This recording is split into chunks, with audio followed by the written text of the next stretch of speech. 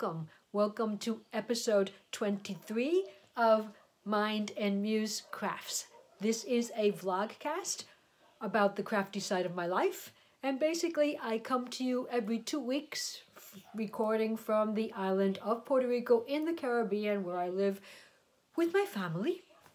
So basically, I just try to come here every 2 weeks and share with you the crafty side of my life, things that I have been working on, some things that I've completed, and some ideas about things that I would like to do in the future. So, getting on with it. My name is Caroline. I am your host. And today, the first part of this vlogcast brings to you Walking the Talk. And that is a section of my vlogs in which I try and share the things that I make, how I use them around my house, how I decorate with them, or how I wear them if they are wearables. And today I am sharing with you this crochet beaded necklace. And I crocheted it up, I think it must be about 2 years, more than 2 years by now, because the original idea, well, you can see ideas like this all over the internet. I don't know how original it is to anyone who makes it, but I became motivated to make this type of accessory after watching an episode of the Potter and Bloom podcast, where Emma Potter began her episode, I believe it was episode 13. It was back in December of 2016. Was that it? Oh my. Yes, 2016, so that's a bit over 2 years now. And in that episode, she began wearing her wearable that day was a large pom-pom. I don't know if you could call that a necklace, but yes, it was a large pom-pom accessory that was around her neck and had dangles and everything. And I was so awed by that piece that I decided to make my own. My initial versions, well, were not very much accepted by my partner in crime at the time, my daughter Elizabeth, and so I adjusted it until I came up with this. And so it is a set of crochet balls that are stuffed with polyfill. And I believe they were crocheted with Aunt Lydia's yarn, so it's different colors from Aunt Lydia's selection of yarns. That's mercerized cotton, if you're not familiar. And so then I strung it onto just some beading wire with in between these metal spacers and finished the neckline with the chain, because I think part of what Elizabeth didn't like in the original design was the way it looked when the necklace was completely made of crochet balls. But, and I didn't want to make any more. So these were the ones that I had made, and I decided to use them for whatever was to come out. And so that is my wearable for today. I do wear it because of the fact that it is made out of cotton and it's light, and I could use it on a hot day here in the tropics, and I would still be comfortable in it. So yes, it is. I made 2 versions of this. I'll share probably the other version with you sometime in the future. But yes, if you have been following this podcast, you have seen all of this already. But I am just, I guess, bringing them back and showing you that I do use them and how they look when I do use them and how I pair them up and all that type of thing. So, let's see. Let's do a little bit of what I haven't changed the name, and I kind of like put the section wherever it feels right at the moment. But I do like to talk a little bit about what's going on administratively on the administrative side of the podcast, and where we decide, well, what cows are we going to hold? What will be the prizes for those cows? How long is it going to run? Who can participate? What projects are acceptable? That's what I call administration of this podcast. And so,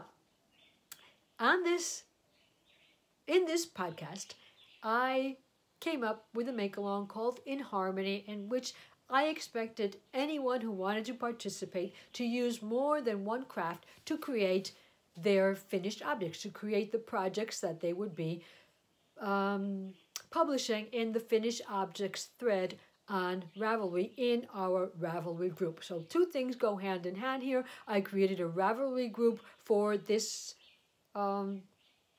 podcast, and that group should maintain active for time to come. I mean, there's no reason to close it down once this mail is over, so we can expect other activities to occur, that giveaways and maybe just interactions where we want to talk about a specific topic and we can just go and talk about it there. So there is a group open for this community, our podcasting community on Ravelry, and I would ask you, if you haven't done so already, well, I know most of you haven't done so already, because you know that recently we reached 500 subscribers, sorry, on this podcast, and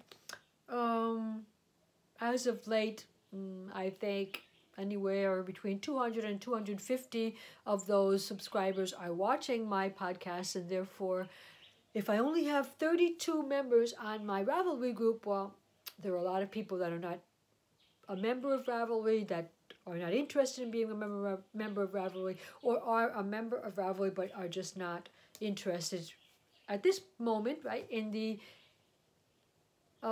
mal that we are creating. So if you are not a multi-crafter, it is not a custom for your habit to use more than one craft in your projects, then I understand perfectly that you might not feel as comfortable participating. But I mean, it's always good to give different things a try. So I mean, I remember one of the projects that has been published in the finished object thread is a knitted garment.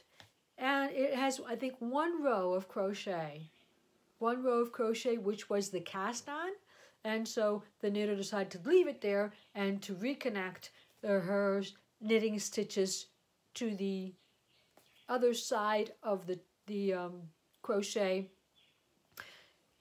cast on, because usually you take it out once you're finished with your knitting. She decided to leave it there as an element of her design. So, you know, we're not asking you to do a lot of things. We're not asking you to use both or three crafts equally. They just have to be used in the project that you're going to publish, and the mal is running until the 28th of April, so we've got a couple of weeks left, and I'm open for extensions. If somebody tells me close to the end, where the end is coming, look, I started this project and I had some trouble at the beginning, or I had some personal issues and family issues, or life got complicated and I couldn't finish it, but I would really like to be able to finish it and enter it into your mal, not because we're all interested in prizes. I mean, let's face it, how big a prize can there be? We're a very small podcast. We don't have sponsors yet, so it will be something nice enough to thank you for your participation, but nobody does it. I don't think anybody does it for that. I think we all do it because we want to be part of a community, part of a group where we share our ideas and we share our comments and we look at what each other has done, and we just share. So if you haven't joined Ravelry and are a bit interested, remember you can join Ravelry now and not participate in the mal in terms of making a project, but you could go in to the chatter thread and make comments on what you're seeing there. The finished object thread, you can go in and look at it, and you can maybe even hit an icon like a like button or a dislike or a interesting or a funny or whatever, but you can't write because it is has been identified as a non-chatter. That way it just makes it easier to select a winner, because there's only one post, not necessarily per person, because somebody could make more than one, but there's only one post per project. So that's our make along, and I'm hoping that you will go. I have to update because I have been completing a couple of objects that I want to include there, and so I kept the first post for myself, and then after that everybody else can post. So let's see, moving on. I think that's about as much as I have in terms of podcast administration, that I would like very much to see that we can get as many people as possible exchanging ideas, exchanging comments, saying hello, welcoming other people to the communities, telling somebody how much you like what they are making, asking somebody where can you find a pattern similar to what they're making or the exact pattern. All those types of things can go on in the chatter thread. And so it's our way of digitally, virtually carrying on a conversation. And so you are invited, and hopefully you will accept the invitation and join me there. I go in every couple of days and try and see if there's anything new that anybody new that I can welcome, or comment any new posts that I can comment on. So I'm there. You can't see me physically, but I am there, and I go in and I try and keep up with everybody there. Next, I would like to talk about what projects have reached the end of the line, but actually there aren't any. None of the projects that I have been sharing you over the past couple of weeks have reached the end of the line. It's just they are a bit time consuming. I have made some errors that I've had to correct and learn some things along the way. And so it has been an experience, and this is part of what crafting is about, that you don't rush to the finish line, but you make every single one of your projects a learning project. So I don't have any crochet. Nothing that you have seen before came to the end of the line. The only thing that I have actually finished, I believe, is this little decorative element that is sitting over here. And I'll bring it a bit closer. And what I have called this is my faux Fabergé egg. I also have a blog where once a month I write a post about some topic that occurs to me, and this month's topic is about decorative eggs. And so if you've been with me for a while, then you know that I like one of the first things that I picked up in terms of 3D felting, 3D sculpturing, were decorative eggs. And so I write about the ones I've made, and I talk a little bit about ones that I want to make. And this features there too. This was made following a tutorial by Celebrate Creating with Catherine, I believe is her name. And she is, among other things, she is a fiber artist also. And she has a tutorial on YouTube where she creates a faux Fabergé egg, or a faux Berger, I think she calls it, egg.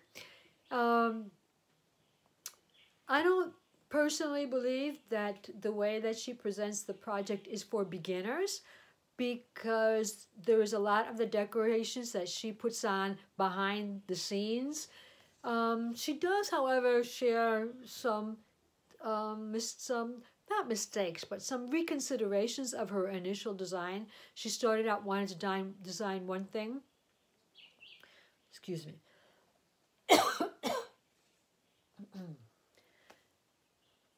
She started out designing with one design in mind, and on camera mends it because she doesn't think it's going to work, and then just starts this type of a design with you. But the part where she actually creates these long curvy lines is done off screen, most of it. So there wasn't a lot of help there. The beads, some of it she does online, but I thought it was a cute project to, she does explain the whole process of felting the egg from batting. And so, yes, it is a short video, and I think worth the watch if you ask me. And since Easter was coming up, then I was working on what was the next egg that I wanted to make. The second project that I started was a project from this book that I have shown before. This is a needle felting from Basics to Bears. And you see Mr. Rabbit there? Well, that's the rabbit that I am working on. That's the rabbit that I am working on. It says here in the book that it's an advanced project. But one of the problems that I have with crafting is that I don't tend to listen to that type of thing, to give importance to that type of comment, and I just venture into a project even without determining if I have or I don't have the skills. I figure I'll get them along the way. So I began my, I'm going to hold it up here so that you can actually see it. And at this point, he is missing, obviously, his legs and his arms. And I think that's it. I might need to do a little bit of redecoration of the face, because every once in a while I look at it and it looks to me like an old man with with big cheeks. So I think what happened was that I positioned my cheeks, because this is done, and you can find other, the book is a purchased book, but you can find other examples of making a felted rabbit, like in 3D, a 3D sculpture, for free on the internet. And I can put other links in the description box below if you're interested. You can find others, and what they all do is they start out with the round head, and these two cheeks are round little balls, and the nose is also another round little ball that you position on the head and felt them together. Now, I think that what happened was that I put my cheeks too far down. They should have been higher. And so that's what's getting this guy, to me, looking like an old man instead of looking like, well, it could be also that it's missing the other parts of its body, but well, I'll tell you one thing, that what I think all these tutorials for felting have in common is that they give very little information. They'll tell you that one of the hardest things to do is to determine the amount of wool that you need for a project. So they'll say, take a bunch of wool batting or wool top. And, I mean, what's a bunch? A bunch to you, a bunch to me, they don't necessarily mean the same. I wish they would give things in weight. Things that are standard, you know, use an ounce, a half an ounce, a fourth of an ounce, 0.2 ounces, whatever. If they would give it in measurements, it would be much easier to imitate what they are creating.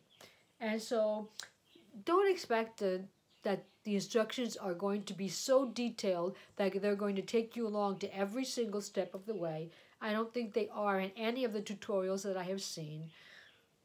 I guess you have to use a little bit of good judgment of your own, and well, I don't know how good my judgment can be if I really don't know much about something, but I guess what they expect you is to go from simple projects to more difficult ones, and as you advance to acquire more skills, simply through practice, because you did something, it didn't turn out right, you changed the way you were doing it, it turned out better, so that's the way I'm going to do it from now on.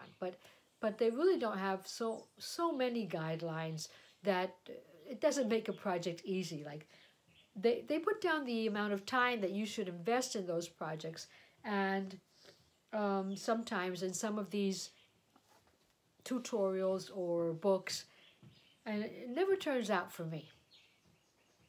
But hey, you know, we all, different strokes for different folks. That has been my Easter felting. So those are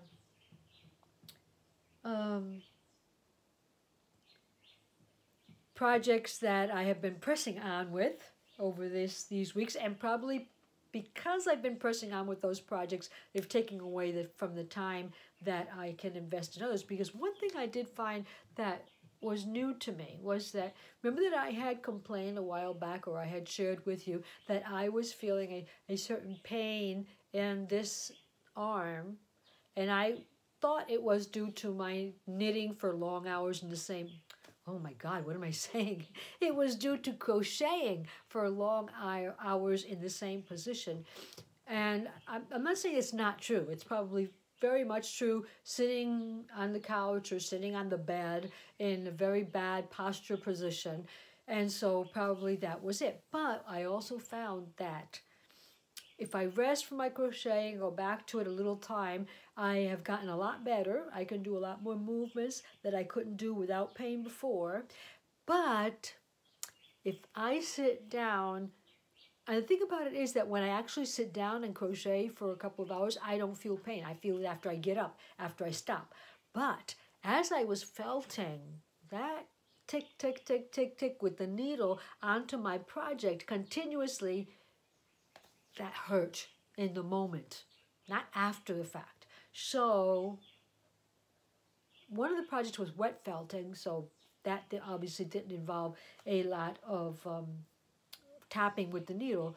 But for the rabbit, I have been working on it very little by little because of the fact that I felt was bringing back some of the pain that I thought that through exercise I had strengthened, the part that was bothering me. But so it's going to be slow, and I am going to finish it even if it's after Easter, but I will finish it somewhere along the line and share it with you later in a later episode. So, pressing on, what else do I have to share with you? All of the projects that I presented on the previous episode are still with me. I have still had progress on all of them, just not enough progress to finish any of them. So I'll share with you, first of all, the project that's living in this bag, which is, you will know, as I have said time and time again, one of my favorites, because it was made by my daughter Clarissa Beth for my birthday last year. And it has one of the favorite quotes from my movies, from one of my favorite movies. And so, here we go. This is the Jessica shawl by Bob Wilson 123. And it was at a point when I last shared it with you where I had completed the main body and I was missing edging. So I completed the main body, and this yarn, let me see if I still have the tag here. This is a Lion Brand shawl in a ball, and I remember that it was in the color Peaceful Earth. It's shawl in a ball, Peaceful Earth, and I can put up a picture so you can see the actual skein, what it looks like. But these are basically the colors that were in the shawl. Some browns, some creams, some greens, some yellows. And then what I was missing was the edging, because I was trying to find in my stash. This yarn, I used it completely. I needed to find in my stash a color that went along with this. And if you check out Bob Wilson 123, her tests were done with a solid color yarn and one color for the body and one color for the edging, and they were quite contrasting colors. So I chose from my stash this yarn. Let's see if I can get them. Because it's deep stash, it's been my stash for a while, and it had some of the, let's see, it has some of the yellows to match here, some of the browns, and so I didn't think it was looking that bad. Didn't have too much green in it, but in terms of being contrast, I thought it went well. What do you guys think? I'm not finished yet by any means, and the thing is that I think I won't have enough to finish. This was fingering weight yarn. This is the colorway Hagrid's Hut. It is a Harry Potter inspired yarn, and by Little Bean Loves Yarn. It is pretty deep stash, so what I have left is nothing like the original, because the original starts out on the outside in a dark brown, and then it fades to this cream and moves on to a very deep yellow. And since I am doing this 2 strands, I am doubling up, because if you'll remember, this is a worsted weight. This shawl in a ball is supposed to be, I believe, a number 4, medium, And so I didn't want to put something too thin on the border.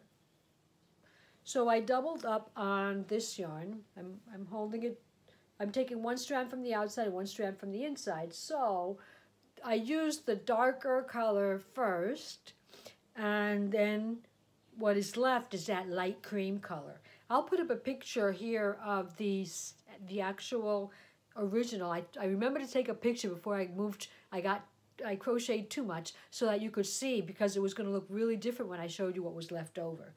So, and you can't really see it here because since I'm holding two together, you won't be able to see. But let me see. Maybe this side over here, since it's where I began, will give you a better idea of how dark the browns were at the beginning.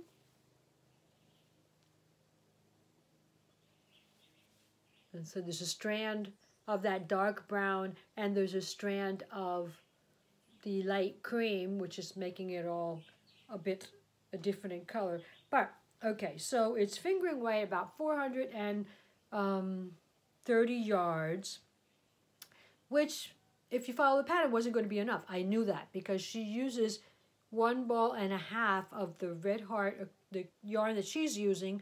I think it's Red Heart, but I'm not sure. But anyway, the yarn that she used. But she also used 3 balls of her main color. And so I only used whatever this ball gave me, which was, I think, how much is it? 400 and something? 481 yards. And she uses 3 balls or 3 skeins of, I think it was about 187, 186. So that's about, let's say, 560 maybe, 580 yards. I actually tallied it up. But she only used 1.5 balls for the edging. And her shawl was a lot bigger than mine because she had more yarn of the main color. Hers was a lot larger. So I figured that although I didn't have enough, maybe I would have enough for mine. But what am I on here? I am on a row that I haven't finished.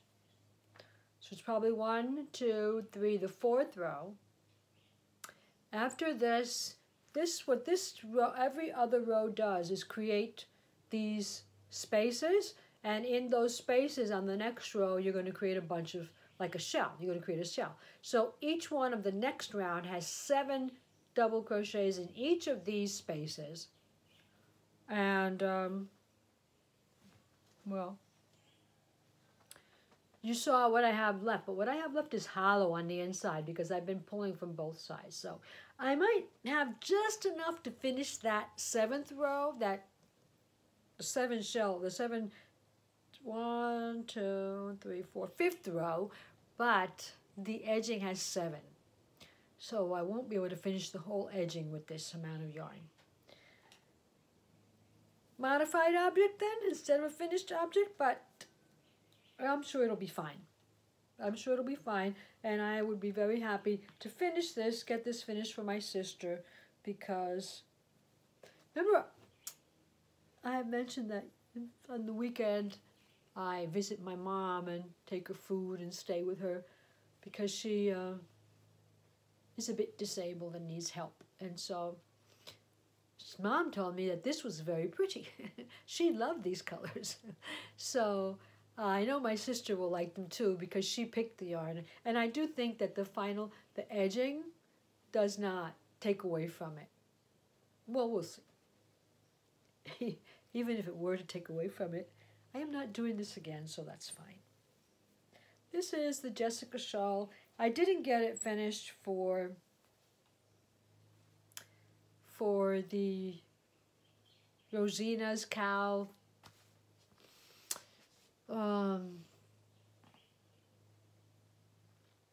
So I didn't have an entry for that cow, right? But that's fine. You need cows to like motivate you to get something started, motivate you to work on it, and then usually if you don't finish it in the time frame of the cow, you still have got enough already completed to have enough motivation to finish it, I guess. That is that's the way I roll. I don't know if you guys roll as like that, but that's the way I roll. So let's see, living in this second mag. Do you remember what project was in here? Because the same project is still in there. I always have to look at them twice. But this one is a vintage Halloween bag, also made for me by my daughter. So because it's vintage, I know what's in it. I know that in here I have my entry for the vintage Cal of the Crochet Cakes podcast. And for that Cal, I am trying to recreate the lace peplum top by Simone Francis that was published in issue 42 of Inside Crochet. Oh, excuse me. So, if you remember, if you've seen previous podcasts, I had worked on this, and I think I had it just as far as I have it now. I was at the same place as I am now. Here. But I changed the stitch. Instead of just using a half double crochet because it was, I was just fearsome that it would be too holy and I didn't want to have to wear something under it. Then I started using a half double crochet but in between the posts instead of under the stitch, and that came out to be a fabric that was too bulky for this project. So I ripped it all back and I started it again. Last week 2 weeks ago, I was able to show you just the beginning of the yoke. Now I have finished the yoke, and there we go. I have finished the yoke, and here. And so I've got a couple of inches of the body. I've got a couple of inches of the body, and that's where it gets boring, right? Because just going around and around and around and half double crochets, and I can only do so much of that. I can only do, even though it's a lot better now because when you get to the body, you have a lot less stitches. So, a couple of things that I have learned. I thought it was me because this was happening in a couple of projects that I was working on where they were using a join, and when they used the join, I was getting this running or traveling. I was getting this traveling seam. I was getting that traveling seam, and it was bothering me. It was bothering me.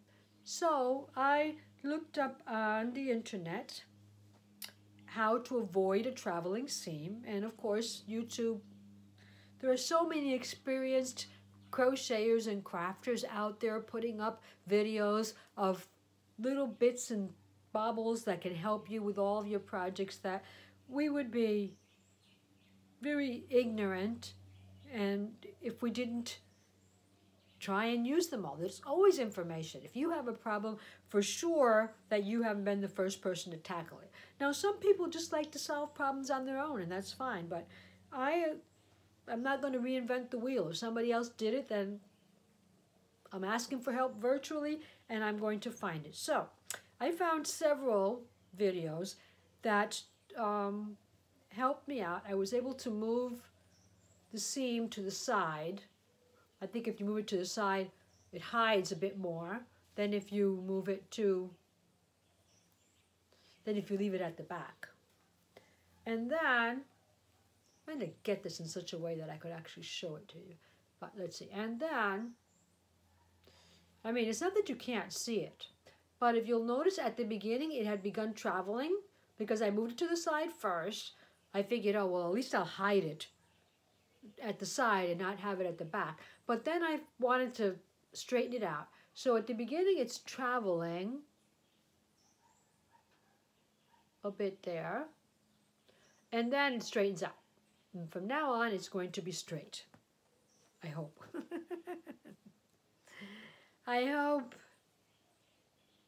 Sorry. It all depends also on the blocking. Remember, when this is blocked, it will, even though it's cotton and you really don't need to stretch it out much, you do need to give it a good washing and just like kind of like let it lay. And so it'll do its initial stretching and it won't stretch as much when you wear it.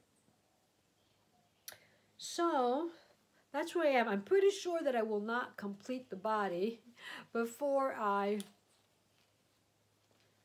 pretty sure I will not complete the body before I add the sleeves. I'll probably work on the sleeves first. There's not much of them, but I am going to add some to it. And then I'll probably work on the collar and the Peter Pan collar that is included in the pattern, probably before I get down to the peplum. Remember, this has a peplum at the bottom. So, well, I don't know why I'm saying remember, but if you have seen the issue 42, or if you just go to Google, or even maybe probably even Ravelry, they don't sell the pattern there because I think she hasn't rewritten it in order to sell it. Or, you know, you have to fix things up because they're gone for a couple of years, and when you get them back, you want to do things a different way. And so, but you can see a picture of it on Ravelry or anywhere on Google. Just Google peplum lace top Simone Francis. Give it the whole name so you don't get other people's tops, and you will see what it looks like if you're interested. Not everybody likes that look. A lot of people don't like the peplum look, but I happen to be one that I find it favors me, and I like it a lot. So any way that I can, I try to put peplums on everything. So the third thing I've been working on that you know, I've been pressing on with a test crochet that I have been making for Clarissa of Crochet Cakes podcast. And last time I was sharing with you how terrible a tester I thought I had been because I chose absolutely the worst yarn I could have chosen to make, because not because the yarn is bad, but because it was so different from the yarn that she used that there was no way that I was going to have an end product that was similar to hers. So I am using, remember I showed you last time, I don't know, I tend to take my ball bands out and I have them all stored in a project bag so they don't get lost, but then I always forget to go back and get them. But this one I was intelligent enough to leave it inside of my notions pouch. Excuse me.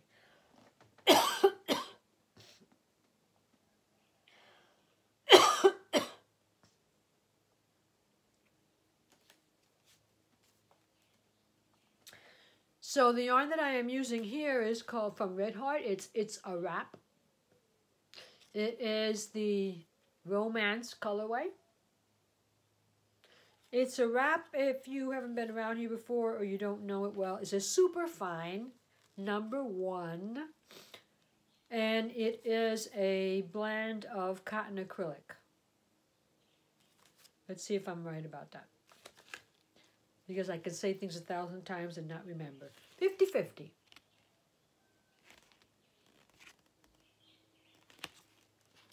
So this is a yarn. It's one of those whirls that changes colors, but it doesn't necessarily fade one color into another. It just kind of like puts colors together that it thinks should go together. And so this particular one had the hot pink, I might call it like a pinkish red, and then a purple. And I found it very pretty. And so I had to start out by making my, if I can fold it exactly in the middle, by making my pineapple stitch row double. I don't know if it was because I liked the stitch so much that I wanted to have more of it on my blouse, or that, well, one of the things was that Clarissa's, she was using wool, so hers, when you look at it, the finished object right off the hook, it looks really short and cropped. But when you black it and give it the adequate stretching so that you can open up your pineapple lace, it turns out to be pretty long. But this is cotton, and it's cotton acrylic, and I wasn't sure how much it was going to stretch. So I didn't want to take the chance. This is done bottom up. I didn't want to take the chance of it not being too short and then not being able to do anything, or having to invent an edging for it or something like that. So I put the 2 rows of the pineapple in it to begin with. And I say the 2 rows of pineapples, but to me, they look like owls or foxes. It's just because of those eyes. These big holes here look like eyes and ears. It doesn't bother me one bit, but it is, that's what it is. Then I did the body. I had started the last time. And so when I went out to the bar, so that was the first change. I had done 2 rows of the pineapple instead of 1. So I was using a very thin yarn. This is practically very light fingering weight, or I would even, maybe even close to lace weight. Maybe, who knows, close to lace weight. It's one of these Aunt Lydia's number 10s or something like that in comparison. So I had to use a 3.5 hook,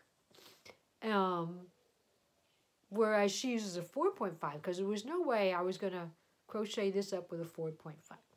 Well, I could do it, but I didn't know what it was going to look like, and I was not at a point where I wanted to waste crocheting efforts for something that I was just going to rip apart. So I used a 3.5.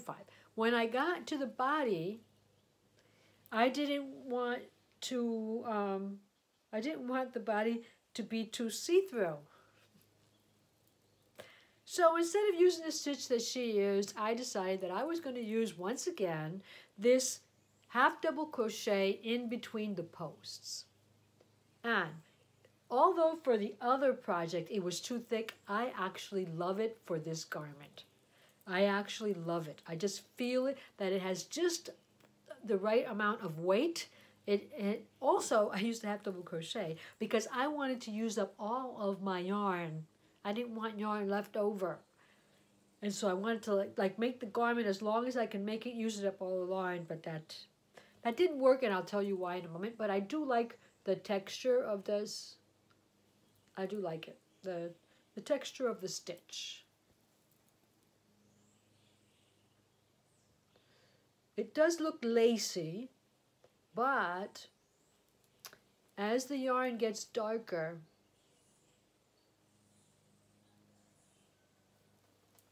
I think it's going to not be as revealing. So where am I at? Okay, I finished the body, and I am at the raglan reverse, or yeah, reverse wrangle. So you have to start out here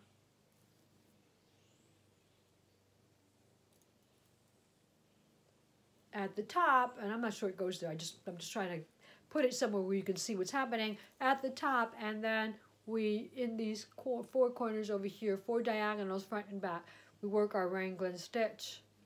Our raglan, in this case they are decreases, right? Because I'm going from a wider body to a smaller yoke. And at some point, now it's going very slow.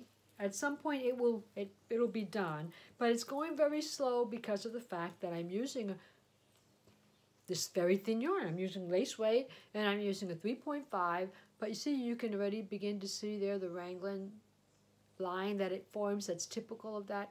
And then probably the last thing that I will do will be the sleeves. I was hoping to have so much more of this done, but it is a lovely, I am loving it. I can't say that I'm not. And I just love the way this fabric feels with this yarn. I didn't like the way it felt with the other one, but this yarn, I like it because it gives body, it gives sustenance to the yarn, so it actually feels better than I think it would have felt. It doesn't feel as delicate or as defenseless. I don't know what to call it. It just feels different, and I like the feel. So I'm hoping it's going to be fine. I'm hoping it's going to work out okay. It needs blocking, needs stretching, needs to be finished and all that. So this is the current color that I am working up.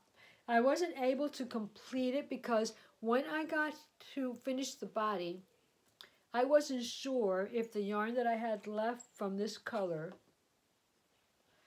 would be enough for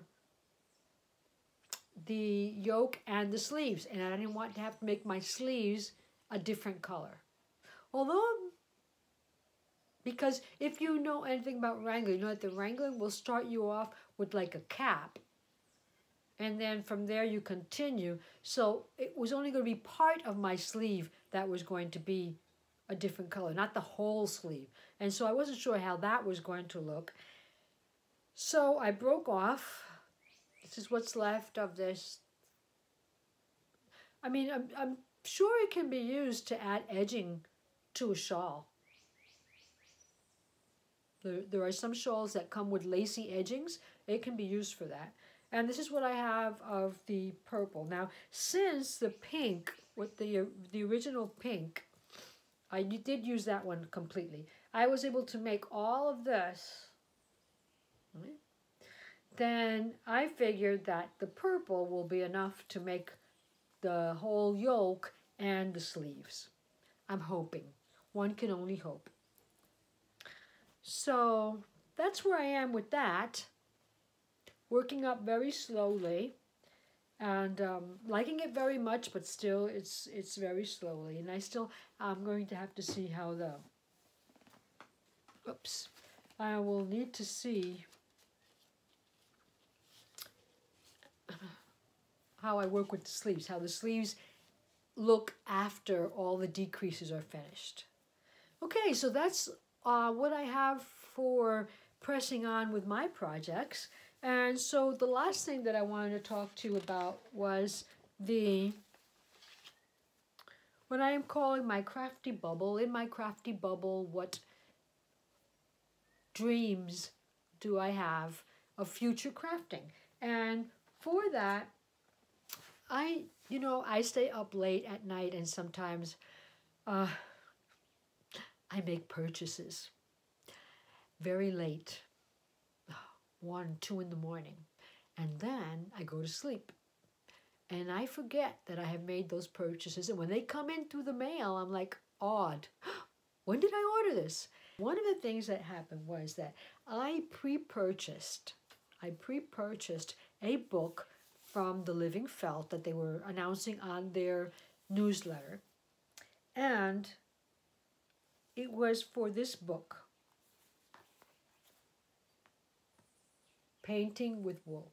Now, you guys know that recently I have developed a liking, an inclination for painting with wool. It's for some reason it is an attractive art form for me. And look how beautiful that is. I would make that in a heartbeat.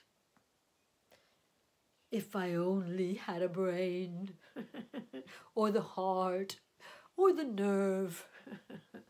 But hopefully this book is going to help me. It's by Danny Ives. I believe they had a live session, close to when the book was going to be published, and she was even at their shop for signing. Mine isn't signed, but let's see. Well, I looked it over, and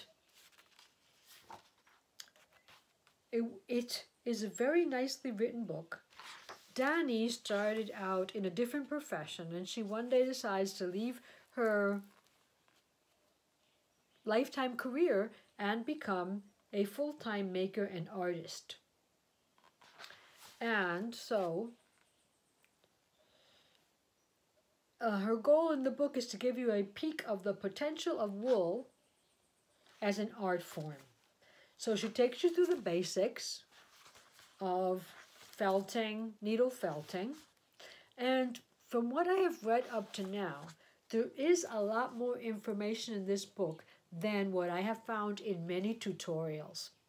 So she takes you for the basic of trying to fill a shape, how to hold your needle, what to purchase, what materials you need, tried and true techniques. One of the things that you'll find many times in the tutorials where they will tell you to mix colors, but they never tell you how to do that. And so she has a section on how to custom mix the colors of your wool, how to create seamless color blends, how to create thin lines. A while back, I don't know if you remember that I was making the butterfly, the monarch butterfly, for an exchange that I was participating in.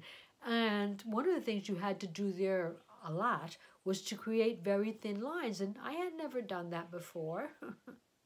And so nobody explained that. I even the kit that I purchased to make the lighthouse, the main lighthouse that I gifted my husband, the painting that I gifted my husband for Christmas, even there were a lot of times where you had to use thin lines, and it was a kit. But the instructions were very, very superficial, nowhere detailed enough for anybody to actually repeat it if you didn't have any previous experience. Well, here she talks about creating thin lines and sharp edges and how to use color in effective ways. One of our family dogs was a golden retriever, and he passed away some years ago, and I would love to make that for my husband. It's beautiful. She talks about transferring images, which is an important thing. Well, let's see. What projects does she have here that I want to do? Well, basically all of them. But I'll show you basically the couple of them that caught my attention very quickly. Talking about bunnies. This is a bunny brooch. Now, who wouldn't want to wear that? Who wouldn't want to wear that? That is beautiful. I mean, yeah, it is kind of creepy having that animal's head, like having those heads of animals on walls, people that are hunters. But this is a recreation. I really didn't chop anybody's head off. But I thought that was cute. I don't know now if I should take it back. But in addition to that, this is one of the projects that I want to do next. Here it is. That's a golden finch. And look how beautiful that sits on that jean shirt. And I have the perfect jean shirt to do that on. Actually, I'm thinking about doing it on a jean dress that I have, because I just can't get over how beautiful that looks. And I just keep wondering if when I do it, it's going to look like that, or if it's going to look like my little old man rabbit there. She says it takes about 2 hours.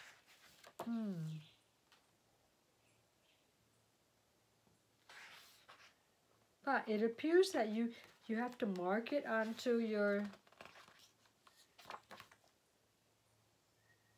It's just got other wall hangings and things that are just beautiful here. Here's another one that I'd like to do. It's a floral bouquet added to a wool cardigan. And I do have some wool cardigans around there. And so it also includes some of the patterns so that you can transfer them and do your felting. So, yep. Here's my little finch. There's my rabbit. I think it's a good book. I'm very happy that I got it when I did. This was one purchase, one nightly purchase that I do not regret. And I did remember buying it when I got it. And I was so happy to receive it because I think it's going to be a lot of help. I think it's going to be very helpful in my crusade of painting with wool. So I'm very, very happy to have received that. And I think that's just about all that I have to share with you. In terms of life updates, well, we continue to prepare for Clarissa's wedding, which she is going to be married here in Puerto Rico in May. And so we continue to think about things like cakes and clothes and shoes and hair and makeup and all that, because I guess it's a must. So that's something big that will be happening soon. And